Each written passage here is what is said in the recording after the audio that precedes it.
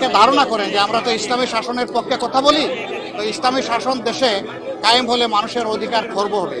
আমি দৃঢ়তার সাথে বলছি যে ইসলামী শাসন কায়েম হলেই মানুষ এই দেশের বসবাস করে গর্ববোধ করবে ইনশাআল্লাহ। দেখা যাবে অতীতের অভিজ্ঞতা বলছে যে দলীয় সরকার যখন ক্ষমতায় যায় তখন গড়িমসি করে, এগুলো বদলাতে চায় না।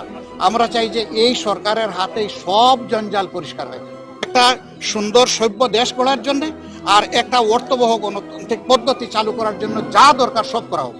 10 জন দোষীর সাথে একজন নির্দোষ মানুষকেও যদি ইচ্ছাকৃতভাবে হ্যারাস করার জন্য আসামি করা হয়, পুরাটাই দোষী আমরা বলব।